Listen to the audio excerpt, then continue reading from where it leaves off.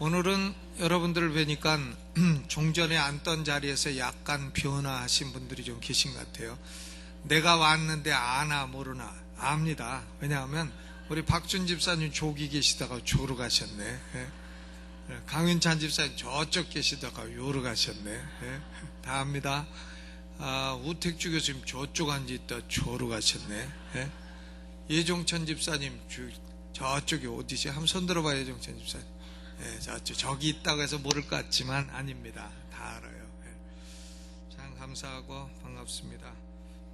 지난주에 상을 당한 가정이 있습니다. 우리 김정윤 성도님, 유하영 집사님, 시아버님 소천하셔서 상을 잘 마치 잠깐 일어나시면 우리가 박수로 위로의 뜻을 표하도록 하겠습니다. 고맙습니다. 우리 최연자 권사님도 나오셨나요? 최연자 권사님 아직 못 나오신 것 같으시네요. 외고대학 법대 대학원장이신 이장희 교수님 오늘 오신다 그랬는데 이장희 교수님 손 들어주시죠. 오늘 나오셨는가?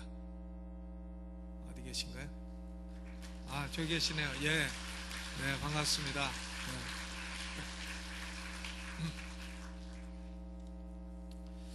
오늘은 예레미야 34장 말씀을 중심으로 해서 언약 위반과 그 결과라 하는 제목으로 말씀을 나누겠습니다. 여러분 1863년 1월 1일이 무슨 날인지 아십니까? 1863년 1월 1일 모르시겠죠? 모르시는 게 정상이죠. 모릅니다. 근데 그날은 중요한 날이에요. 중요한 날인데 아브라함 링컨 대통령이 노예 해방을 선언한 날입니다. 그런 걸 우리가 알 게 뭐예요? 제가 설교를 준비하다 보니까 아는 거죠. 아브라함 링컨 대통령이 1863년 1월 1일 노예를 해방을 해서 미국 땅에서는 피부색이나 종족에 관계없이 아무도 인간은 다른 인간을 노예로 삼을 수가 없다. 이렇게 선언을 해서 이 선언으로 말미암아 인류의 악인 노예 제도가 종지부를 찍게 된 것입니다. 그런데 1864년 이듬해에 아브라함 링컨 대통령이 노예 해방 선언을 취소해버리고 미국은 다시 노예 유지 국가가 된다. 이랬다고 한다면 그런 일은 역사에 일어나지 않았습니다만 그랬다고 한다면 우리는 아브라함 링컨을 두고두고 욕하고 아브라함 링컨 이름 고쳐라 개브람 링컨이라 아마 이렇게 욕을 하고 영원토록 욕을 하고 그랬을지 모릅니다. 참 말도 안 되는 일이죠. 노예 해방을 선언하고 다시 그걸 취소한다는 것은. 그런데 이런 말도 안 되는 일이 예레미야 34장 하나님의 백성인 유다 백성에게 일어난 것입니다. 바벨론 왕 느부갓네살, 느가부지 간네살이다. 얼마나 외우기도 쉬워요. 느부갓네살이 주전 589년 후반에 유다를 침공을 했습니다. 왜 침공했냐면 그건 시드기야가 언약을 위반하기 때문에 침공을 한 것이에요. 조공을 드리겠다 하고 조공을 안 드리고 배반하고 반란 일으키고 하니까 침공을 한 것입니다. 그런데 주전 589년 침공할 때는 혼자 온 것이 아닙니다. 연합군을 형성해서 왔어요. 1절에 보니까 바벨론 왕 느부갓네살과 그 모든 군대와 그 통치하여 있는 땅의 모든 나라와 모든 백성이 예루살렘과 그 모든 성읍을 칠 때에 그랬어요. 그러니까 바벨론 군대만 와도 대단한데 바벨론 치하에 있는 모든 국가의 군대를 함께 모아서 연합군을 형성해서 쳐들어왔다 하니까 이것은 시드기야가 감당할 수 없습니다. 유다가 감당하기 불가능한 세력이 쳐들어온 것입니다. 그런데 바벨론 왕은 와서 무슨 전략을 썼는가 하면 먼저 수도인 예루살렘을 공격하는 전략을 쓴 것입니다. 예루살렘을 공격해서 예루살렘을 포위를 하고 음식이 들어가고 물이 들어가는 노선을 다 차단을 하고 이런 작전을 쓴 거예요. 그래서 주전 589년에 쳐들어와서 2년 동안 이렇게 포위하고 있다가 결국은 587년에 완전히 멸망시킨 겁니다. 그런데 우리가 이 느부갓네살의 전략을 이해할 수가 있죠. 왜? 예루살렘을 멸망시키면 주변 다른 도시들은 저절로 멸망한다 하는 그런 전략입니다. 이건 장기 둘 때, 여러분 장기를 아시죠? 장기 둘 때에 사두 두 개, 두 개 있고 마도 2개 있고 상도 2개 있고 하지만 그런 거 잡아먹어야 소용없고요. 궁을 잡아먹으면 되는 겁니다. 궁을 딱 잡아먹으면 사가 2개 남던 차가 2개 남던 포가 2개 남던 아무 소용없어요. 궁 잡아먹으면 지는 겁니다. 지는 거예요. 그러니까 장기를 둘 때는 뭘 먼저 잡아먹어야 됩니까? 궁을 잡아먹어야 되고, 그렇기 때문에 장기를 둘 때는 궁을 보호하기 위해서 쫄도 있고 사도 있고, 때로 쫄이 없을 때는 소주뚜껑도 갖다가 놓고 쓰고 이렇게 되는 거죠. 여러분은 장기를 영 모르는 표정으로 앉아 계신데 이거 문화 단절이 너무나 심각합니다. 장기가 그 재미난 겁니다. 저는 어려서 동네 할아버지라고 장기도 갔고요. 그 할아버지가 저한테 장기를 치니까 얼마나 약 올라가지고 제가 초등학교 1학년 때 할아버지하고 장기를 뒀어요. 그래서 많이 이겼습니다. 그 할아버지는 우리 집 앞에서 과자를 구워서 파는 할아버지고 침도 놓고 하는 할아버지인데 장기 치면 과자 뺏기니까 얼마나 약 올라가는지. 그런데 장기 둘 때는요, 궁을 잡아먹어야 돼요. 그러니까 바벨론 왕 느부갓네살이 궁을 잡기 위해서 예루살렘 성을 포위하고 예루살렘 성을 공략한 것입니다. 그런데 589년에 쳐들어와서 6개월간 공격을 계속했습니다. 그래서 예레미야 34장은 주전 588년에 예레미야에게 임한 하나님의 말씀인 것입니다. 왜 예루살렘과 유다는 멸망을 해야만 하는가? 예레미야 34장은 그 정확한 답을 제시하고 있습니다. 유다 백성과 예루살렘에 있는 왕이 언약을 위반했기 때문이라는 거예요. 하나님과 언약을 위반하고 사람과의 언약을 위반하기 때문에 망할 수밖에 없었다는 것입니다. 그러므로 예레미야 34장은 언약을 깨는 자들의 스토리입니다. Covenant breakers, 언약을 깨는 자들. 먼저 유다의 왕인 시드기야가 언약을 위반했습니다. 시드기야는 바벨론 왕하고 언약을 맺었습니다. 역대하 36장 11절로 13절을 보게 되면 바벨론 왕이 예전에도 침공한 적이 있습니다. 바벨론 왕은 유다를 3차에 걸쳐 침공했어요. 주전 605년에 1차 침공을 했고 주전 597년에 2차 침공을 했습니다. 그때의 왕이었던 여호야긴을 3달 열을 치리한 왕을 폐위시켜버리고, 그리고 여호야긴의 삼촌인 시드기야를 왕으로 세웠어요. 시드기야의 원래 이름은 맏다니아입니다. 맏다니아. 제가 사탕 가게를 연다면 제목을 맏다니아 이렇게 할 것 같아요. 맏스니아가 아니고 맏다니아. 원래 시드기야의 이름이 맏다니아인데 그걸 시드기야로 이름을 고쳤습니다. 그리고 느부갓네살이 하나님 앞에 그리고 자기 앞에 언약을 시킨 거예요. 너는 이제부터 나의 봉신이 되라. 봉신이라는 것은 영어로는 vessel이라 합니다. V-A-S-S-A-L. 우리말로 어떤 분은 밭살이라 하는데 vessel이라 발음해야 되죠. 근데 이것은 뭔가 하면 정복국가가 피정복국가를 속국으로 삼고 피정복국가의 왕을 세울 때에 속국의 왕으로 봉신으로 세우는 겁니다. 그리고 바벨론에 너는 굴복을 해라. 그리고 너는 독립된 국가의 왕이 아니라 속국의 왕이니라. 그리고 너는 바벨론 왕에게 조공을 바쳐야 하느니라. 이것을 하나님과 느부갓네살 왕 앞에 언약을 시켰다는 겁니다. 그런데 시드기야는 왕과의 언약을 위반을 해버렸습니다. 그리고 조공을 드리지 아니했습니다. 반란을 일으켰습니다. 그래서 느부갓네살이 쳐들어오게 된 것이에요. 그는 사람과의 언약도 위반을 했고 나아가 하나님과의 언약도 가벼이 여겼습니다. 하나님과 언약 맺은 것을 아주 가볍게 여겼다 이거예요. 모세는 이스라엘 백성들이 가나안 땅에 들어가기 전부터 왕 제도가 시행되기 전부터 왕이 행할 도리를 가르쳤습니다. 신명기 17장 18절로 19절에 보면 그가 왕 위에 오르거든 레위 사람 제사장 앞에 보관한 이 율법서를 등사하여 평생에 자기 옆에 두고 그 하나님 여호와 경외하기를 배우며 이 율법의 모든 말과 이 규례를 지켜 행할 것이라. 율법을 등사해서 바로 옆에 딱 두고 여호와 경외하기를 배워라. 왕들은 그걸 배워라 그랬어요.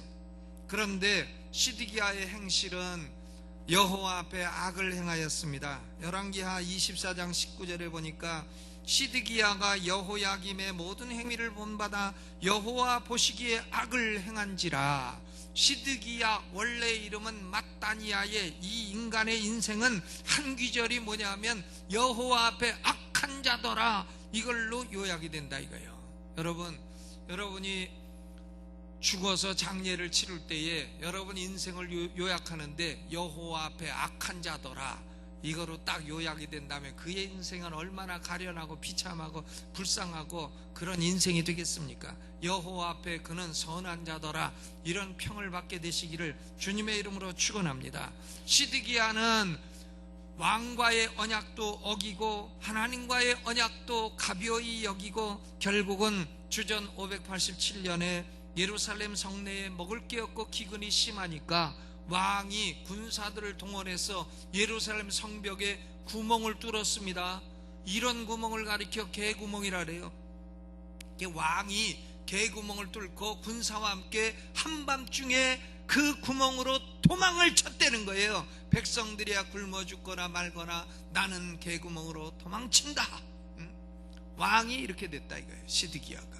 그러니까 바벨론 군대가 그걸 모릅니까? 아, 저거 구멍 뚫더니 저리로 나오는구나. 쫓아가 가지고는 그 군사들을 죽이고 시드기야의 아들들을 시드기야가 보는 앞에서 다 죽이고 시드기야는 두 눈을 뽑고 그리고 결박해서 쇠사슬로 결박해서 바벨론으로 끌고 갔더라. 시드기야의 인생이요, 21살의 왕이 돼서 11년 통치하고 나이 32살에 이렇게 비참한 꼴로 인생을 끝내게 되었다 하는 얘기인 것입니다. 왜냐하면 그는 언약 위반을 떡 먹듯 하는 자였기 때문에 그렇다, 그 말입니다. 여러분, 우리나라 대통령을 뽑아도요, 앞으로는, 전에는 내 모르겠습니다, 지나간 사람은 얘기 안 할랍니다.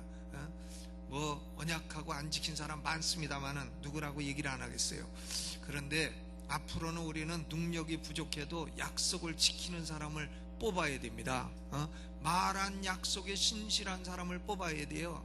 손바닥 쥐듯이 약속을 막 어기는 사람을 왕으로 삼으면, 대통령으로 삼으면 우리는 하나님의 개입을 받게 되고 그도 망하고 나라도 망하게 되는 것이에요.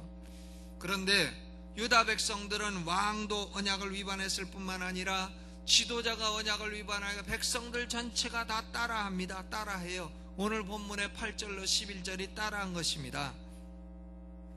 뭘 따라했는 거 하면 시드기야 왕이 노예 해방을 선언했습니다.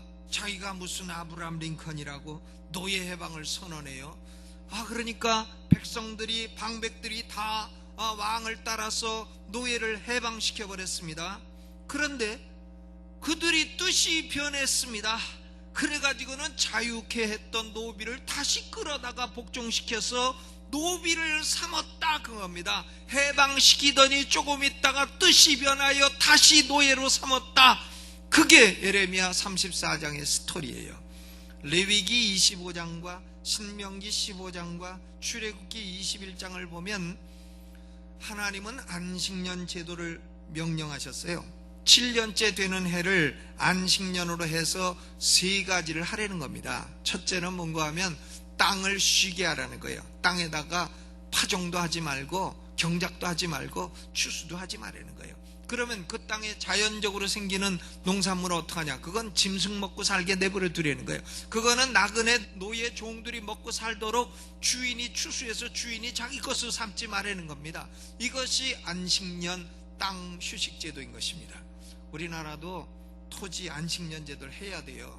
안식년 제도를 안 하고 계속 토지를 돌리게 되면 토지가 산성화돼요. 산성화되면 토지에서 나오는 농작물이 산성화돼요. 농작물이 산성화되면 그걸 먹는 우리의 체질도 산성화돼요. 산성화돼서 뭐 어쨌단 말이냐, 산성화되면 암이 발생하는 거예요. 그래가지고 암이 늘어나게 되는 겁니다. 토지를 계속 돌리면 우리 백성들이 암 인구가 압도적으로 늘어나게 돼 있는 거예요. 그러므로 토지를 1년은 쉬게 되는 겁니다. 이것이 하나님의 법칙이에요. 또 두 번째로, 동족 이스라엘 백성에게 돈을 구워줬다. 그런데 6년 동안 못 받았다. 그러면 7년째는 그냥 너 먹으라고 빚을 탕감해 주라는 겁니다.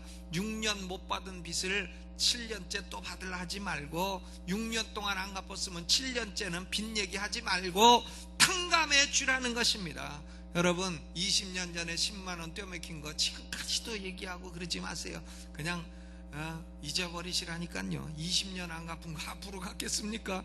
그리고 7년 지나면요, 그건 그 사람이 7년 동안 돈 안 갚느라고 당한 고통만 해도 빚 갚은 고통에 버금가는 것이기 때문에 달라 하지 말라는 겁니다. 그것이 빚을 탕감해 주라는 거예요. 세 번째로는, 동족 이스라엘을 노예로 삼은 경우에는 7년째에는 노예에서 해방시켜 주려는 겁니다.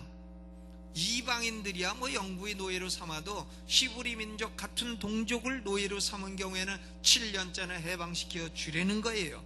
그러니까 안식년 제도는 첫째 땅을 쉬게 하고, 둘째 빚을 탕감하고, 셋째는 노예를 해방하라 하는 제도인 것입니다. 그런데 시드기야는 하나님의 율법을 평소에 하나도 존중하지 않던 자가 느닷없이 율법의 말씀을 따라 노예 해방을 선언한 것입니다. 아브라함 링컨처럼. 얼른 보기에는 하나님의 율법을 존중하려는 것 같지만 사실은 대단히 교활한 짓을 하는 것입니다. 왜 그런가 하면, 바벨론 군대가 예루살렘 성을 둘러싸고 있는 상황에서 곡식이 없어요. 먹을 게 없습니다. 그러니까 자식들도 먹을 걸 줄 것이 없는데 노예가 집안에 붙어 있다. 그러면 짐이 되는 거예요. 그러니까 자식도 굶기는데 노예까지 어떻게 먹이겠느냐 해서 노예를 해방시켜 준 겁니다. 집에서 굶어 죽지 말고 나가서 굶어 죽으라고. 굶어 죽으면 시체 치운데도 돈 든다고. 나가서 굶어 죽으라고 노예를 해방시킨 거예요. 이런 속셈인 것입니다. 얼마나 그 계산이 가증하고 교활합니까? 그래서 율법을 핑계대고 노예를 해방시키겠다, 그거죠. 그런데 상황의 변화가 왔습니다. 바벨론 군대가 잠시 물러가게 되었습니다. 예레미야 37장 5절을 보면, 바로의 군대가 애굽에서 나오매 예루살렘을 에워쌌던 갈대아인이 그 소문을 듣고 예루살렘에서 떠났더라 그랬어요. 바벨론 군대가 바로왕 애굽 군대가 나오니까 그와 싸우려고 잠시 철수를 했다 이거예요. 그러니까 예루살렘 성내에 숨통이 트이게 됐어요. 다시 음식이 공급되고, 다시 물이 공급되고, 가정의 일거리가 늘어나게 되었습니다. 그러자 유다 백성들은 힘없는 노예들을 다시 잡아들여서 노예 해방 선언을 철회하고 다시 노예로 삼게 되었다. 이런 못된 스토리죠. 유다 백성들의 사상은 신앙주의가 아닙니다. 신앙주의가 아니고 실용주의예요.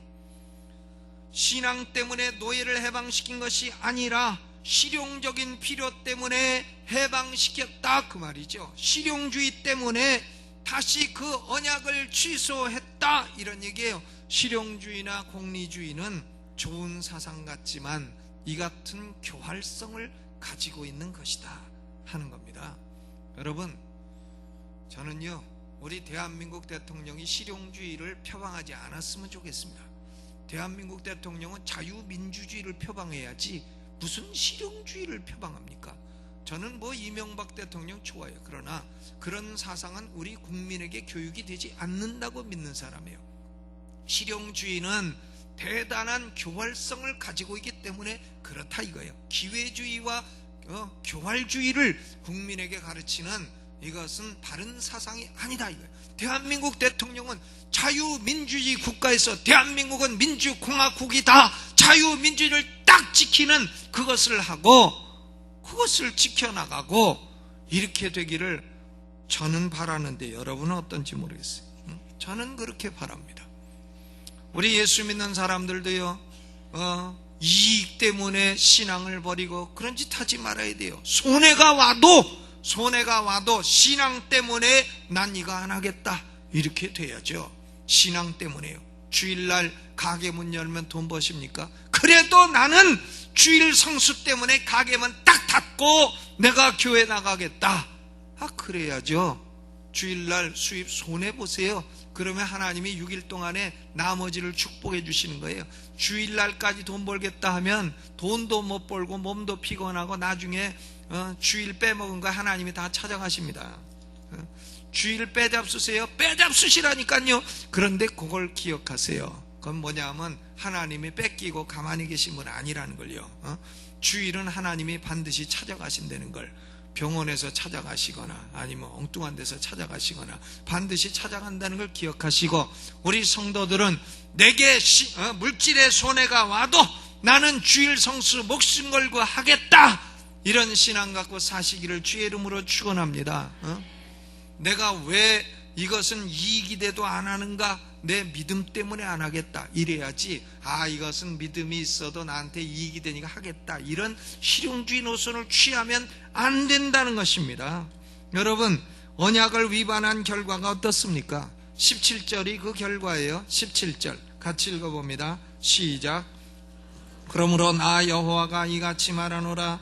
너희가 나를 듣지 아니하고 각기 형제와 이웃에게 자유를 선언한 것을 실행치 아니하였은즉 내가 너희에게 자유를 선언하여 너희를 칼과 연병과 기근에 붙이리라. 나 여호와의 말이니라. 내가 너희를 세계 열방 중에 흩어지게 할 것이라 그랬어요. 이상한 말입니다. 유다 백성들이 자유를 실행치 아니하므로 하나님이 그들에게 자유를 선언하겠다. 너희는 자유를 뺐지만 나는 너희에게 자유를 선언하겠다. 이상한 말이고 이해가 안 가는 말입니다.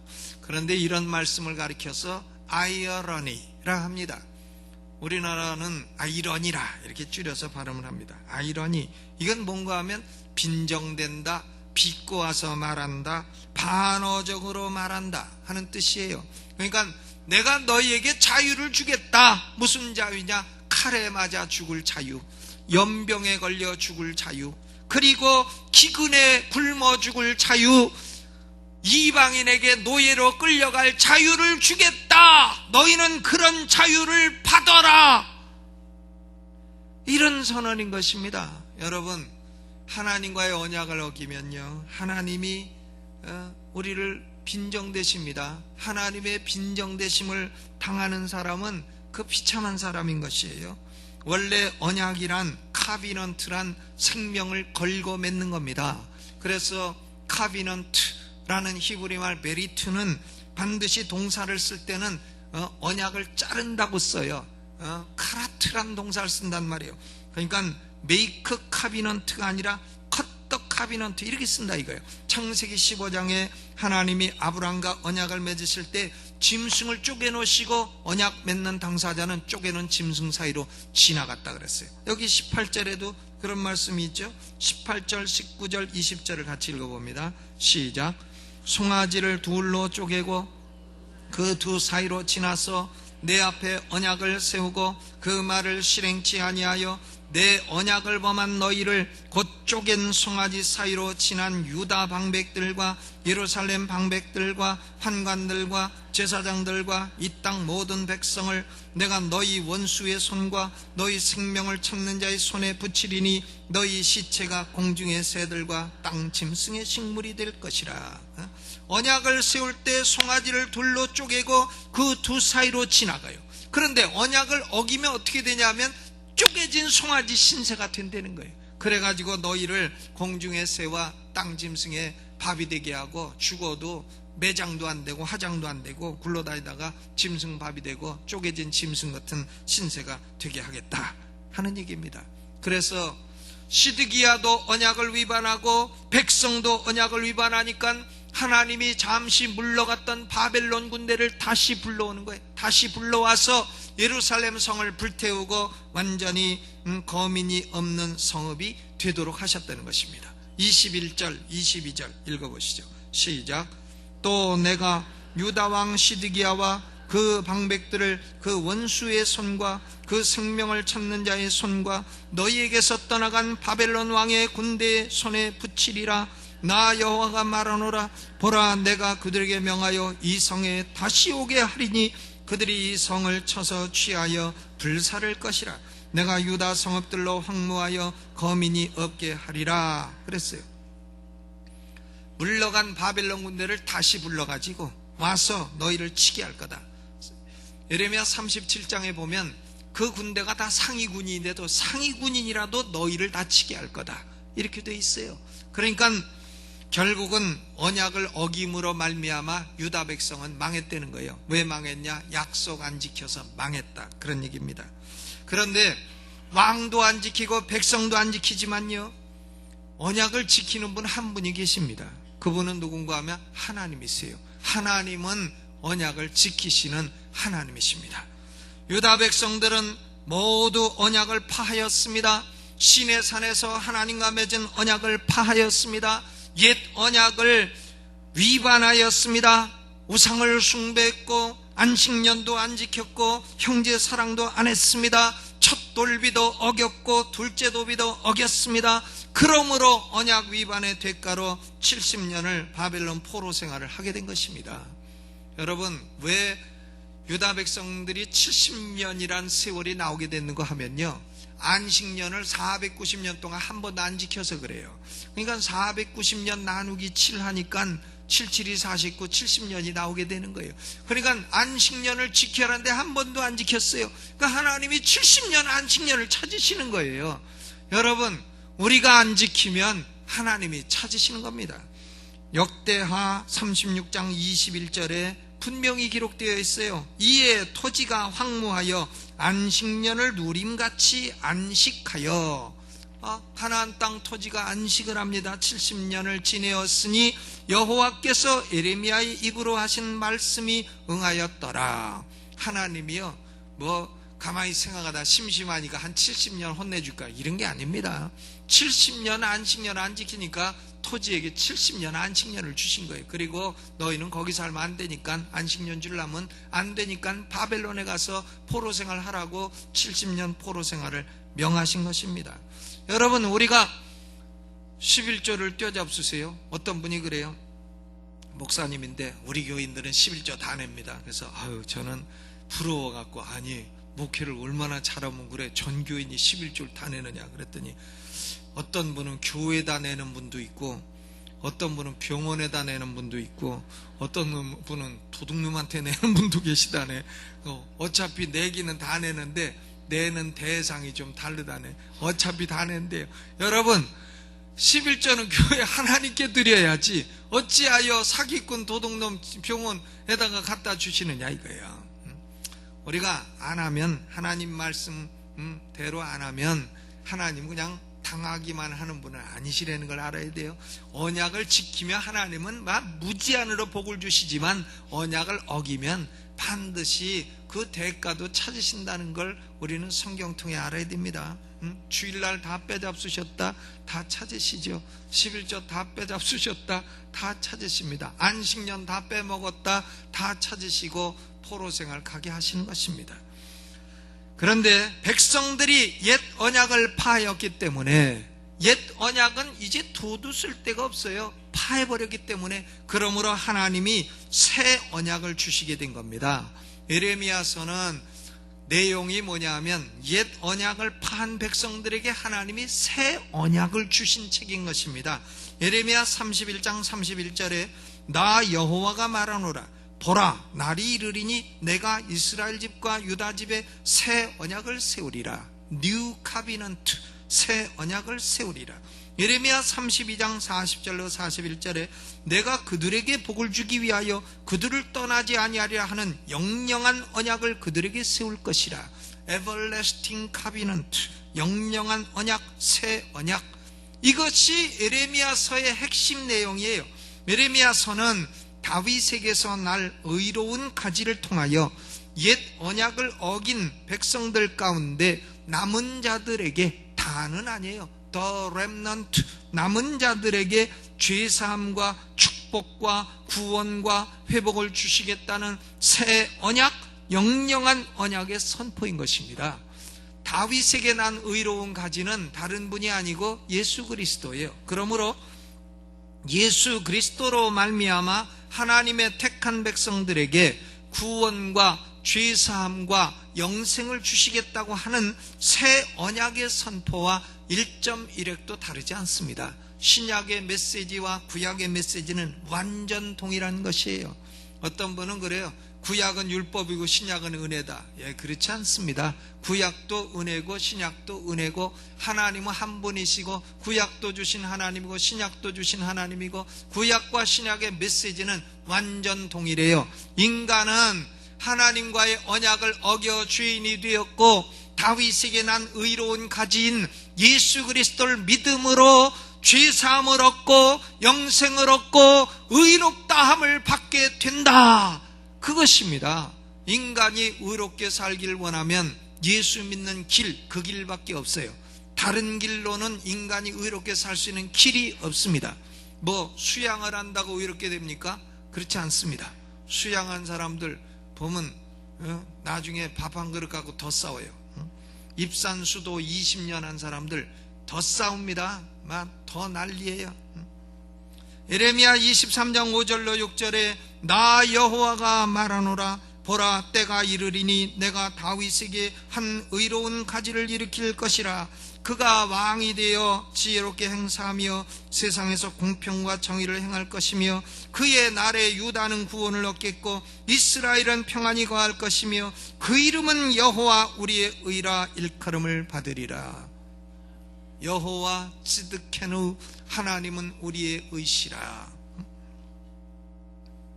하나님은 이 언약을 지키셨고 예수 그리스도를 이 땅에 보내주셨어요. 그래서 옛 언약을 어겨 죄인된 사람들에게 구원을 베푸셨고 지금도 베푸시는 것입니다. 유대인들 가운데 남은 자와 이방인 가운데 하나님의 택하신 자들, 이들을 가리켜 시편 기자는 하나님의 숨기신 자들이라 그랬어요. The hidden ones of God, 하나님의 숨기신 자들이 새 언약의 은혜를 입게 되는 것입니다. 죄사함 받고 사죄와 의롭다함을 받고 칭의와, 하나님과 원수되었던 사람이 하나님과 화친하고 사죄와 칭의와 화친과 forgiveness, justification, reconciliation, 사죄와 칭의와 화친의 3대 복을 받게 되는 것입니다. 하나님은 언약을 지키시는 하나님이에요. 여러분, 하나님이 인간을 상대하실 때는 언약을 통해 상대하시는 거예요. 그러니까 언약을 모르는 사람은 성경을 하나도 모르는 사람이에요. 그런데 우리가요, 죽었다고 생각해 봅시다. 제가 하나님 역을 하겠습니다. 여러분이 죽어서 천국의 문 앞에 오셨는데 제가 하나님이라 물어봅니다. 내가 너를 왜 천국에 넣어줘야 되냐? 그러면 여러분 뭐라고 대답하겠어요? 한번 해보세요. 내가 너를 왜 천국에 넣어줘야 되냐? 어째 대답이 용신치 않으신데? 내가 너를 왜 천국에 넣어줘야 되냐? 그럼 뭐라고 대답해야 돼요? 나 예수 믿었습니다. 그래야죠. 한번 해보세요. 시작. 예수 믿는 사람 죄 용서하고 천국에서 받아주신다고 언약하지 않으셨습니까? 그러면 너는 통과해서 들어가는 거예요. 근데 거기서 헛소리하면 안 되는 겁니다. 여러분, 그런데요, 그 앞에서 여러분이 나 예수 믿었습니다, 예수 믿는 사람 죄사함 주시고 영생 주시겠다 약속하지 않으셨습니까? 하는데 하나님이 거기서 껄껄 웃으시고, 얘는 내가 농담도 못하니 그러면은 우리는 망하는 겁니다. 하나님의 언약을 안 지키시면 우리는 망하는 거예요. 천국 문 앞에서 아이고 망했구나, 속았구나 하고서 우리는 영원히 멸망할 수밖에 없는 겁니다. 하나님의 언약을 안 지키면 큰일 나는 거예요. 하나님은 언약을 지키시는 신실하신 하나님이신 것입니다. 그러므로요, 우리 하나님을 믿는 주의 백성들도 약속을 지키는 사람이 되어야 돼요.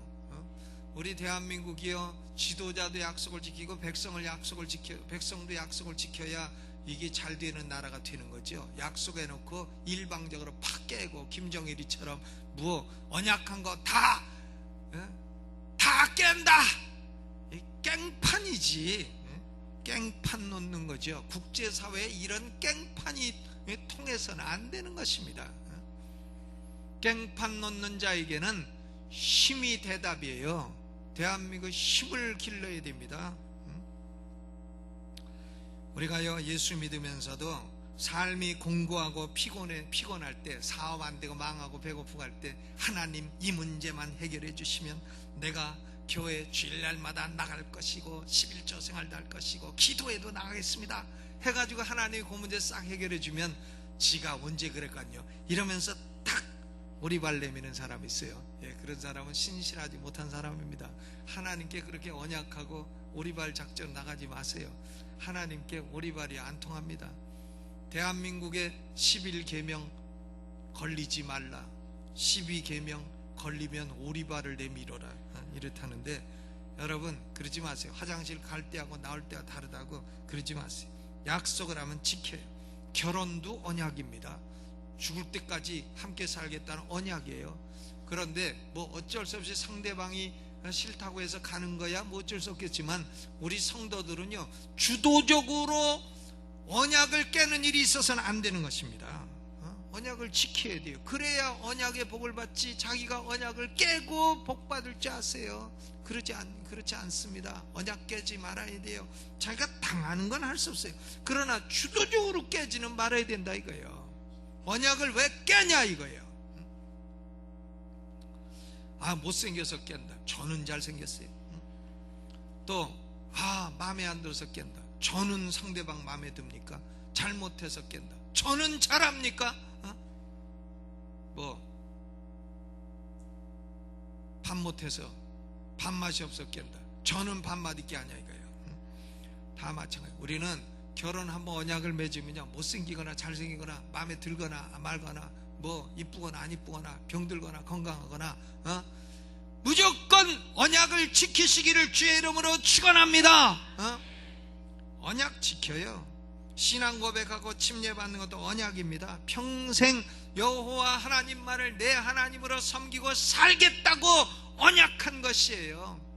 그런데 하나님 섬기다가 어느 순간 또 가서 점쟁이한테 점치고 이런 짓 하지 마라 이것이 언약 위반이라 이겁니다.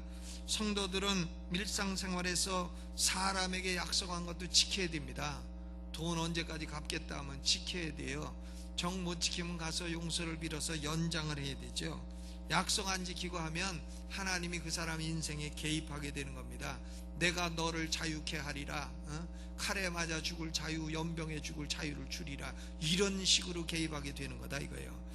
약한 노예에게 한 약속이라도 지켜야 된다 이겁니다.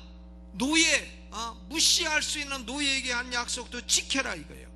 여러분, 우리가 교회에서 기도 많이 해서 능력 많고 영성 좋다. 사람의 영성은요, 윗사람이나 친구에게 잘한다, 거기서 나타나는 게 아닙니다. 윗사람이나 친구에게는 조폭, 깡패, 건달도 잘합니다. 그건요. 그런데 아랫사람, 약자에게 잘하는 데서 그 사람의 인품과 그 사람의 품성과 그 사람의 영성의 수준이 나타나게 되는 겁니다. 식당 가가지고 웨이터한테 막 반말하고 욕하고 이런 인간들은 저질이에요. 또 그 회사에서도 아래 직원한테는 괴롭히고 곱창 굴고 군대에서 막 아랫사람 괴롭히는 사람 곱창이라 그래요. 막 괴롭히고 그런 사람이요, 그거 인격 저질인 것입니다. 그런 인간은 그거 사귀지 말아야 돼요. 저질입니다. 하나님의 미워하심을 받게 되는 것입니다. 그러니까 우리는 약한 사람도 돌봐야 돼요. 우리 한국이 왜 이런 어려움을 겪느냐? 우리가요, 조선족 동포들 학대해서 그래요. 외국인들 노동자들 학대해서 그렇습니다. 외국인들 노동자들 사는 데다 불질러서 그래요. 불질러 죽으려면 전화 죽지 불질러가지고 딴 사람 죽여요. 그래서 그렇습니다. 결혼해서 살겠다고 약속해놓고 그걸 죽여갖고 보험금 타먹고 이런 화상도 있어요. 그래서 시체를 골프장에 파묻었는데 그 골프장 파내려면 다시 메꾸려면 10억이 들어서 파낼까 말까 고민한다네. 내 원. 이러니까 우리나라가요 이거 어려워지지 않겠어요? 언약을 어기는 사람들이 여기저기 있다 보니까 유다 백성들은 하나님과 노예들에 대한 언약을 어김으로 쪼갠 짐승 신세가 되었습니다. 하나님은 언약에 신실하신 하나님이십니다. 예수 믿는 사람은 천국에서 반드시 받아주시는 하나님이신 것입니다. 하나님의 백성들은 언약을 지키고 약속의 신실한 백성으로 살아가시기를 주의 이름으로 축원합니다. 오늘 이 말씀 생각하면서 음악을 반주해 주세요. 조용히 생각해 보세요. 여러분, 하나님과 한 언약이나 사람과의 약속을 깨뜨린 거 있는가? 그런 거 있으면 오늘 회개하시고 약속을 지켜 사는 백성이 되게 하여 주옵소서. 그렇게 조용히 2, 3분 동안 기도하겠습니다. 2, 3분 기도하세요.